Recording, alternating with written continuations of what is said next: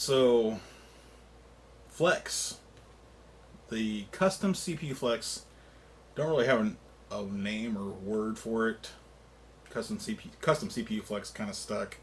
CCF. Then anyway, we are doing this round a little bit different, where we're not having the breakout board. So the installation will be with this custom CPU Flex soldered directly to the pins of the CPU chip on the Game Boy Advance to eliminate all those little wires. So now I don't have to, measure out 3 feet of Kynar and then wrap it around my fingers and tie it up real nice and neat and do that 1,000 times. And I don't have to cut the 2-wire flat cable, ID cable. That was a lot of work on my end. It eliminates quite a bit. I'm very happy about it. But in the video, you see me install it. It all goes pretty good. It definitely puts it into the intermediate to expert level for soldering. Unfortunately, it's pretty tight in there, but it all tested out good in the end. So enjoy the video. If you don't want to watch the whole thing, just know that this is how future installations for a GBAConsolizer will be. Possibly also for the SP. We did have a question if we were going to continue to offer the breakout PCB. My thought is yes, until they run out, because we do have some left over from the first run, but not a lot. I'd have to count. I think it's probably less than 50, as a matter of fact. So if there are people that want to do the breakout version of the installation because it's easier, there's a chance that we might have more breakout PCBs made. I would say at this point, you're probably better off to have a professional install. CPU Flex is fairly difficult. Watch and find out. Alright, so I'm looking around for what I have available to try these on. And I found this one, and it's actually marked okay. Like, I fully checked it out, but I don't know if I can get that to focus. There is a ton of corrosion on it. And then after the fact, I looked at the cart connector. I'm not sure if I can get those to show up. Over on the left side, there's a ton of corrosion on the pins of the cart connector. So I know this has been sitting around since before round 1 was even sold. Made the decision pretty early on that I was not going to sell these to customers, especially with any corrosion on the pins. But I know it works. But I also know a lot of the vias and test points. Okay, maybe not a lot of them. Now that I look at it, most of them are actually in decent shape. But, you could run into it where some of these, well, yeah, here we go, over on this left side. TP5. TP9's okay, but TP5 is definitely one of them that you would solder to if you weren't doing the larger pads. But this bypasses that. That's another reason why this custom Flex is going to be so great, because you can still use these corroded boards. Obviously you want to clean the corrosion off, but we're basically looking for that right there.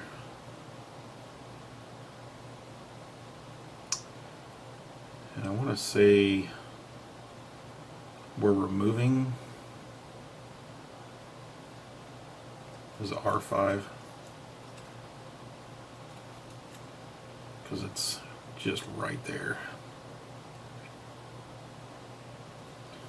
So much like Ultra HDMI and the plethora of other kits now, they're using the Flex right up against a surface mount chip like this.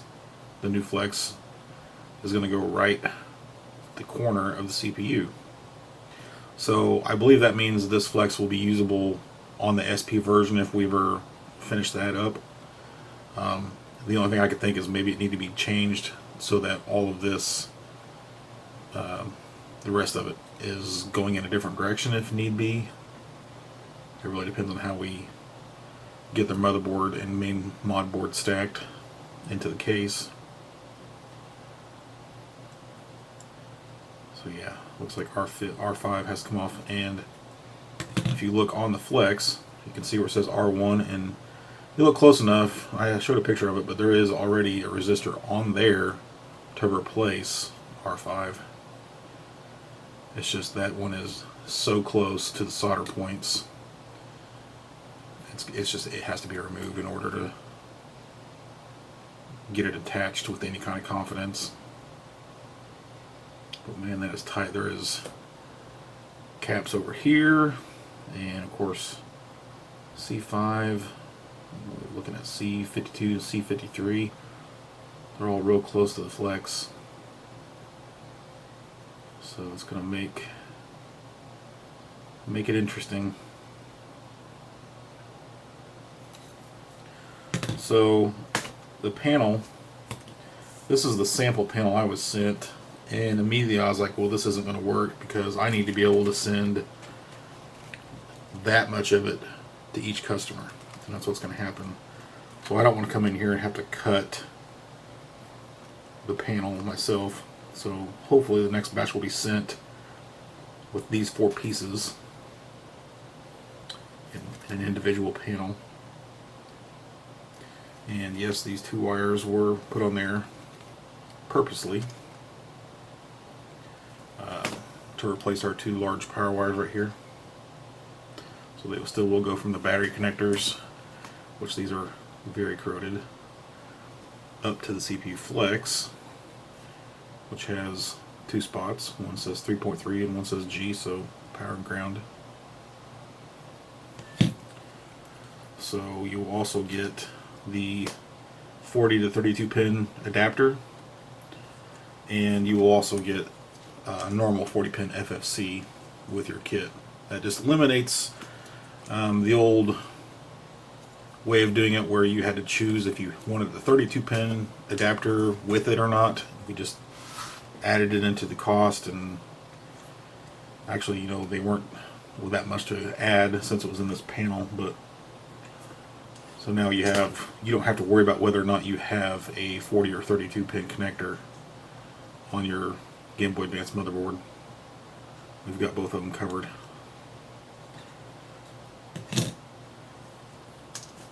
So what I want to do is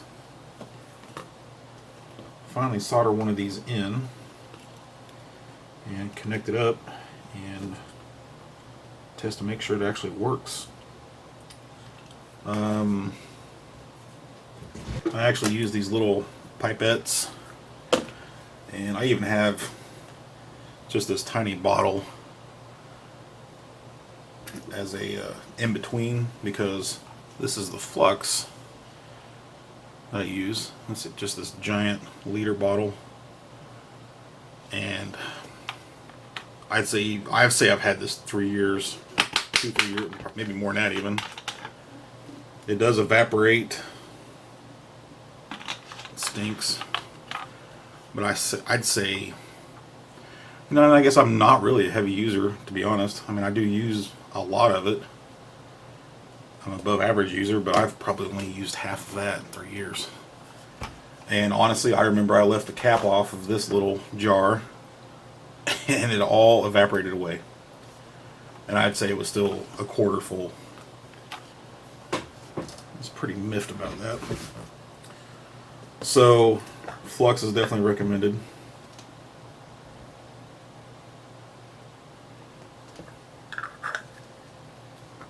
And as far as soldering tip, I'm going to say not many people use JBC stuff, and I've always liked them ever since I've seen them on the EEV blog. He actually went to a trade show and showed them off, and I was like, wow, it's amazing. You know, it's got the replaceable cartridge tips, but the cool thing is once you put it back in the holder, it puts it into kind of a sleep mode. It's just a lower temperature. It helps the tips last longer, but the recovery and heat up time is amazing on these. Let's see. I was thought about using this one. It's C245067. What do you call it? Kind of a, not really a sheep's hoof. It's more like a spoon, I guess. But there is a little reservoir of solder right there, and I usually let it heat up and tap it and get it clean and add fresh solder in there. And then I'll flux the chip and then lay the flux down and put more flux on it. Some people like to tape it in place, like Kapton tape. I never have. I've always just done it by hand. But this will be the first time I've actually ever soldered a flex that had two sides of a chip. So you really got to make sure you're aligned. I have a 10 by eye loop. That should be enough for me to see. But I also have a 30 by eye loop around here somewhere. I can go back in for double checking, looking for shorts or whatnot. Unfortunately, unlike the filtration mine, there's no self-check, there's no self-test or whatever. But this is all mostly, you know, like direction, AB, select start. I believe one of them will be clock, and then power and ground are down here, so that's still not on, not really on those connections. So other than clock, there's nothing, I don't think there's anything that's going to short out and, you know, kill your GBA. So I might have to do one off camera because I used to, I don't have a setup to like zoom in. So basically this is meant for drag soldering, so you would just start in there and just pull just like that, and you just go slow and let the heat do the work. But you know, as small as those pins are, I'm not gonna sit here and say, I definitely say this is not beginner friendly, but it's possible it's not even intermediate friendly. Like, you definitely want to have the right kind of tools and experience. Like, you don't want to go in this first time, and you probably don't want to try to do this with a big chisel tip. Smaller chisel tip might be okay, you know, if you got lots of flux and like cleanup braid. In fact, the label's gone, but you can see where I've sucked up solder with it.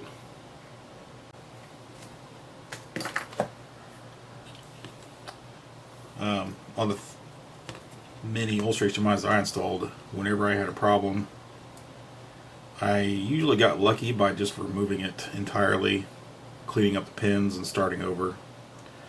But I want to say also, at some point I was actually putting new solder onto the pins before I even put the flex down. Like there was a lack of solder on the pins, or it wasn't getting to the bottom sides, because you know, these are contacts on both sides here. I'm kind of half relying on the bottom sides of the contact to adhere to the pads, not necessarily the pin. Matter of fact, you know, I would call that out. These are not meant to go like here's the circuit board and your pin is laying on the pad. This flex does not go onto the pin, it just butts up against it. Okay. If you put it on the pad, or if you put it on the pin, your alignment is going to be way off. So the very inside pads, you know, of the corner, they go to the very first pins of the corner of the chip. Let's see. Are they numbered? Yeah, I think they are numbered.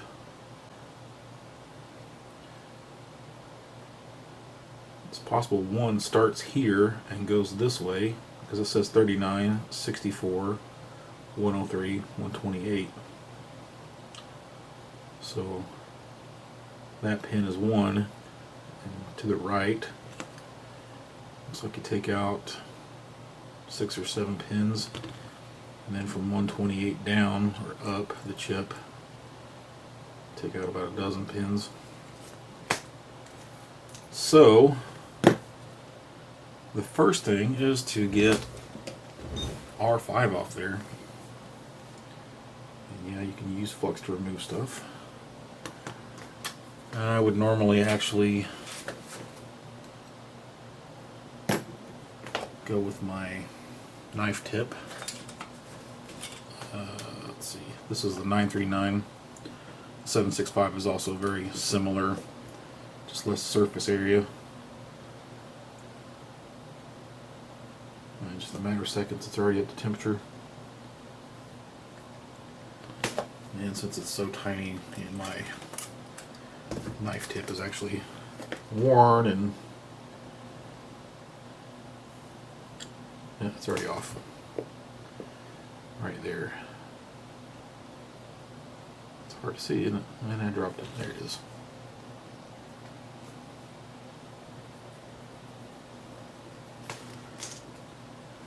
And obviously you want to make sure that you don't bridge those pads.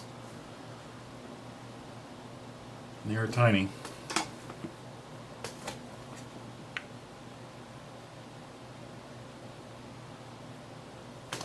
I want to say Woozle said that had something to do with cart detect. So now this will lay much flatter. You know, I need to change my tip first. Back to the spoon.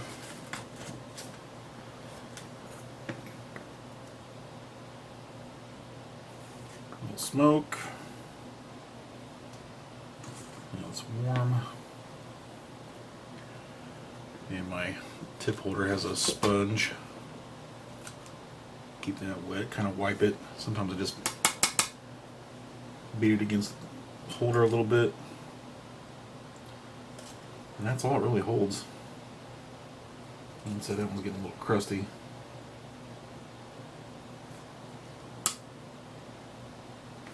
you go. So that's ready.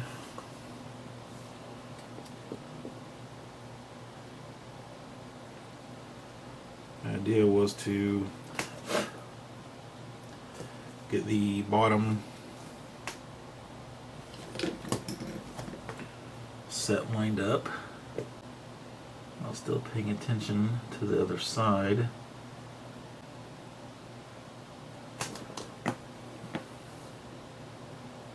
Lay on a thick layer of flux. Oof. Bridge City.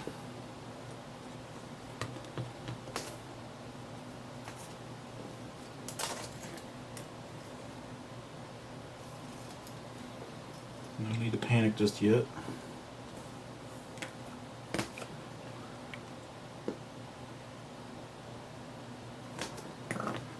Okay, everything's lined up on this side.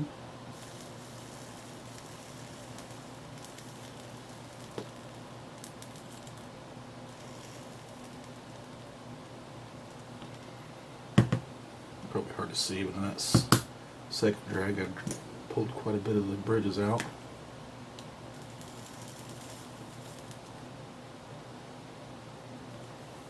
I got one bridge back here. Boom, gone. Well, I've got a bridge. Was a 128 and 7, and possibly some right on the CPU flex 128 and 7.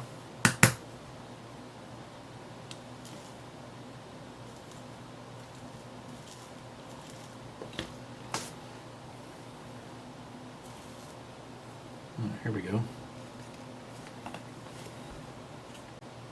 Much better.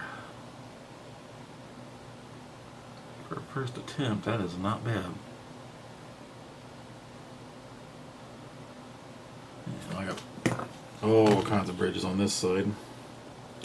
But when I go back for to get the bridges out, I want a little bit less solder in there. Maybe that's wrong, maybe it's not how it's supposed to be done. It's just kind of what's worked for me in the past. And boom, just like that, I think they're all gone. Amazing. No. Let's say pin 1 and 2 on the flex. Bit of bridge. And I think I still got bridges on the flex.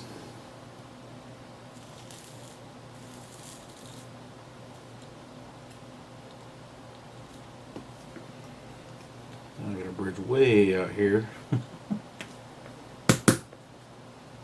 Take it out shorts. It's all about right tools and patience. Okay. Nope, still not clear. In fact, there's 2 of them.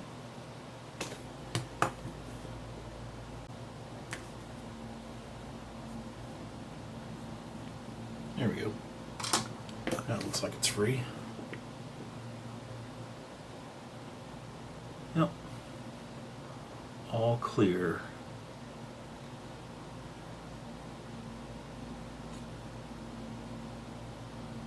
Now, I definitely do not claim to be a soldering expert, and we're hoping Voltar will do a much better soldering video with this flex. But that, once you can get that down, compared to doing all those wires, gotta be way better. I'm gonna drag this steel brush over the battery connectors, just get corrosion off.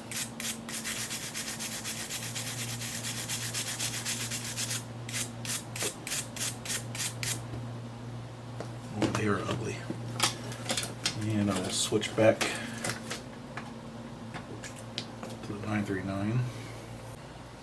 Add some solder back to these because corrosion is just not coming off too easily. And these have not been removed properly, and the power bypass was sketchy.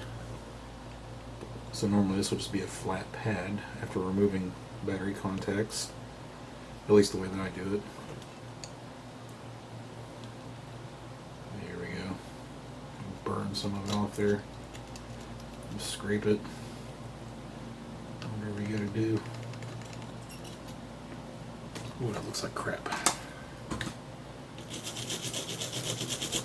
No, it don't. That looks pretty good.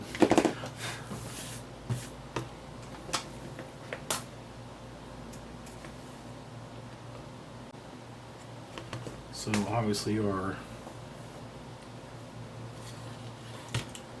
one at the bottom is negative, and then the one the inside the motherboard is 3.3. It'd be nice if we could have some kind of indication on these, but don't really see that being something that happens. Let's see, I'm going to add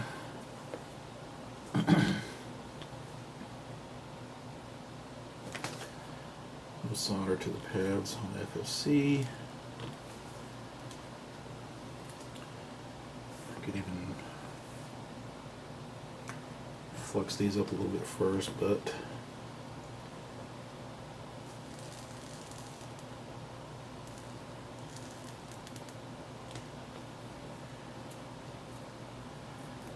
haven't really, this is the first time anyone's done these, so I haven't really nailed down like, you know, oh, you need to orient it this way or that way. Just kind of winging it at the moment. But the idea was to not have to ship the basically IDE cable,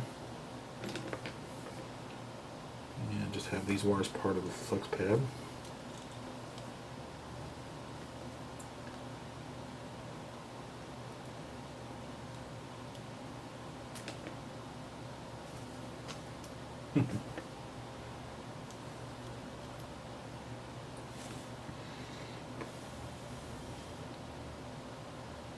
It's not sticking to it at all. It's just Lots of corrosion.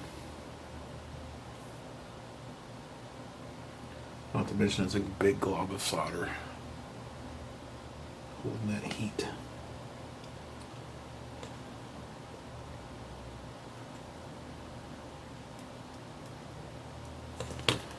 Test it with a multimeter here in a second. You know, these flex pieces can be bent, folded,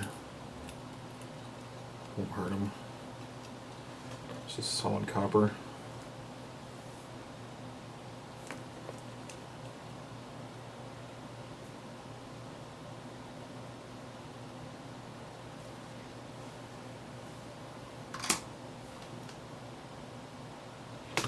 Seems to be holding.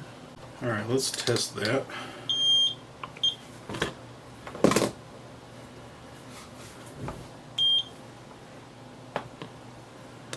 So, positive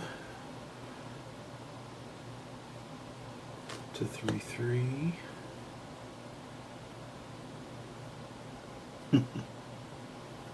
Not looking too good. My ground.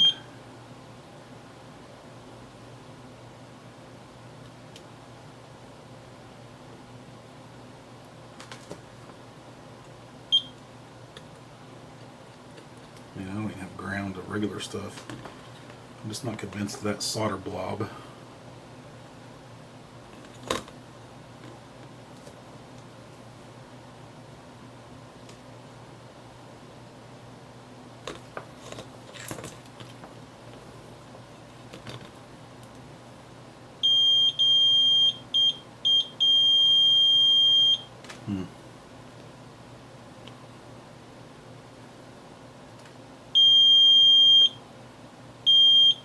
Here we go.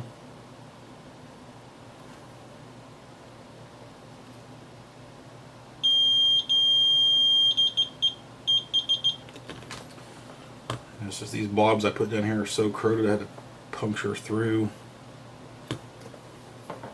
Get a good reading. So that makes me think that I could proceed to a test.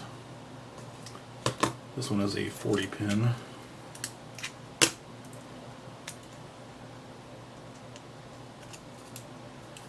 Oh yeah, well I won't have to ship this FFC either.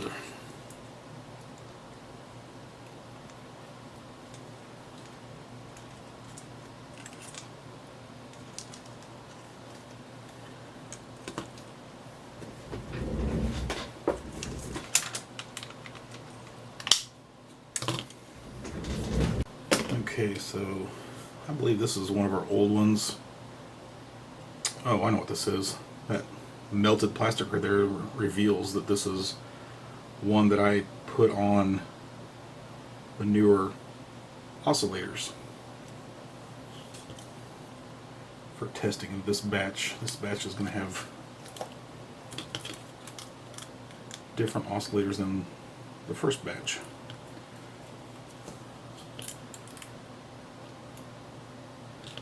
And that's all I'm doing for testing. Alright, so controller.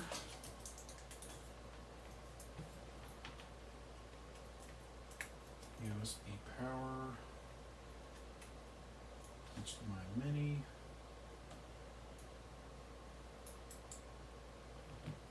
My tweezers go. There you go. Since I don't have a power switch installed yet, I'm just going to use tweezers. I was having that same problem before, but that actually could be those corroded pins, come to think of it.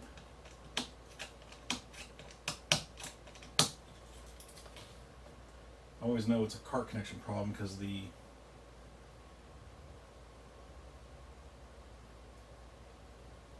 Nintendo logo, the trademark logo at the bottom, is always a black box.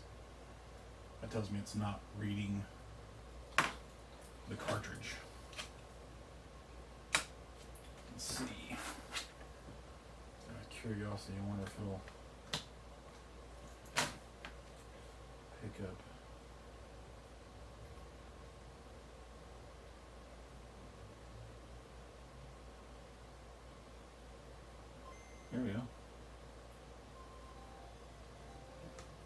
Perfect. That's excellent.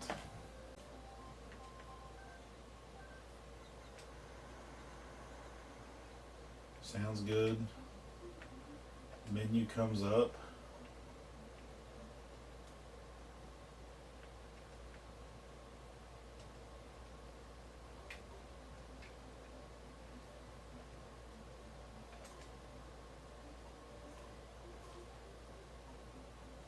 Oh yeah.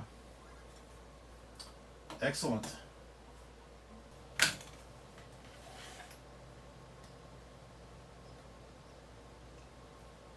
False alarm.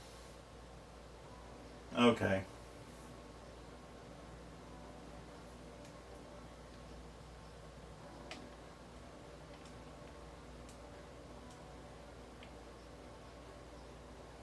Yep, we're good.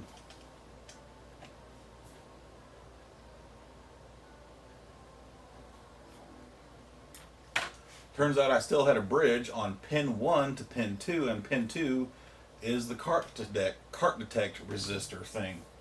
So I had a short on the flex or wherever.